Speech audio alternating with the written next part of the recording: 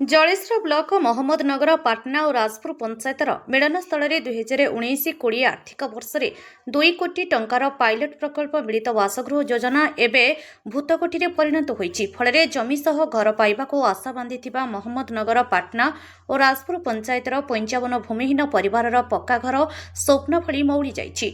मिलित बासगृह योजन निर्मित होइतिबा एही 55टी आवास घर को बासोपयोगी नकले घरगुड़िक नष्ट होगाकू बेसी समय लागिबनी महम्मदनगर पाटना पंचायतर ग्रामवासी माने प्रकाश करिसेंति।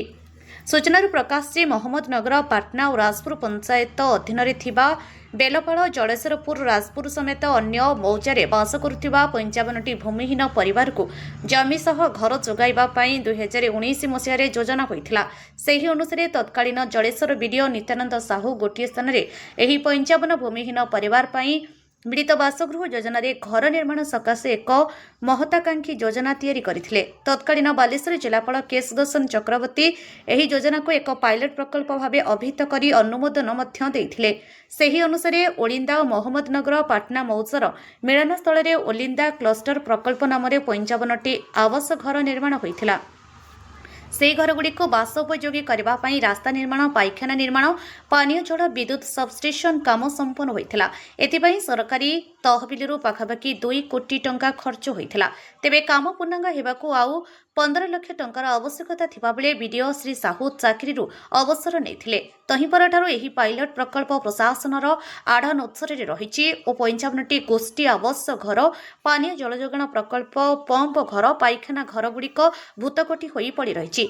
अधिकांश घरे कबाट झरका लागि नथिबा बेले घरगुड़िक विद्युत और पीवा पानी संयोग होई नथिबारु जे 55 परिवार उद्देश्य घर निर्माण होइथिला सेमानक नाम रे मंजूर होइतिबा घर को आसीबाकू अमंग हेउछन्ति बोली स्थानीय लोकमाने प्रकाश करिसेंति। सबुठार बड़ कथा जो केतोटी घरे कबाट लागिथिला सेतिरु अधिकांश घरर कबाट झरका दुर्बृत्त ताड़ी नेलेणी। आउ केतेक घर को अन्य लोके अनाधिकार भावे दखल करी रहुथिबा जणा पड़िछि। तेबे ए संपर्क में जलेश्वर बीडीओ गौरांग चरण घोष को पचारिबारु से प्रकाश करिसेंति जे जिलापालଙ୍କୁ ए विषय जणाइछि खूब शीघ्र एहार समाधान हेबो। पॉलीबाग एटी केते वर्ष लाने रोज असुविधा कोन होछि लोक 3 वर्ष आसलु किंतु लाइन भी नीन कॉल भी नीन रास्ता भी खराब रास्ता रो व्यवस्था नीन कॉल भी व्यवस्था नीन सही पे हमर बहुत हैरान असुविधा होछि। हमरा रोहित भल लागि न कपटा झड़का नीन हमरा केमति रहइबो। ए जो घर जेगुला कहछि सेबा भांगी नि जाउछन्ती ए रो माने लोक तो आसुनी चुरी कर नि जाउछे। लोक न रहिबार कारण किसो भाबुछ लोक कहउछि जे आगे सब व्यवस्था दे दिले हमरा आसीबो लाइन देख कल कर देख सब व्यवस्था रास्ता ठीक करू तापर हमरा आसीबो। आ एडी पूरा जतटा एरिया घर आछे बाउंडर घेरी दिते कहउछि बाउंडर घेरी दिले बाहर लोक जाना एडी ढुकी बाड़ सही पाई सब लोक समस्या होउछि एगुलो जदी करे देबे ताले सब लोक आसीबे आसीबे सब लोक।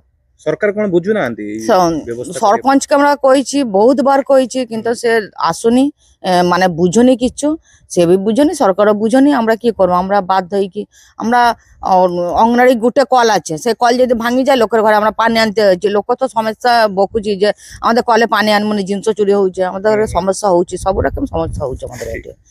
सर राजपुर जीपी रो उड़िंदारे गोटे कॉलोनी हेतिला जने गरीब श्रेणी लोक माने रहउथिले 2 कोटी टका पाखापाखि किंतु बर्तमान ता जराजीर्ण अवस्था पर्यंत के रहि नांती अभियोग होछि जे से माने इलेक्ट्रिक व्यवस्था पेपर ना पानी व्यवस्था सरकार पक्ष कोन व्यवस्था कर आपण जेटा कहले जे राजपुर जीपी रो उड़िंदा जीपी रे हमें सेटा गोटे क्लस्टर रूरल हाउसिंग करा जायतिला एटा 58टा घर को तैयारी करा हैतिला बाद बाकी सेतरे हमर इलेक्ट्रिफिकेशन आ ड्रिंकिंग वाटर फैसिलिटीज एगुडा सब इलेक्ट्रिफिकेशन रे हमर सबस्टेशन लागि जाइछि तापरे ड्रिंकिंग वाटर पाई हमर रियल कर सारिछु ता सहित पाखरे जेहेतु फंड रो टिके शॉर्टेज हेछि अलगा जिनस गुडा किछि जोडा कि दरकार अछि सेटा करी होनी त से बाबत रे मो कलेक्टर को गोटे लेटर भी करिथि हम गोटे एस्टिमेट भी तैयारी करथिलु 13 लाख टका रे गोटे एस्टिमेट करथिलु जे पेमेंटटा जदी आसे ताहले हम सेटा को कंप्लीट करिवु आउ जोटा कि सेटा अलॉटमेंट भी हो जाइए 58 जन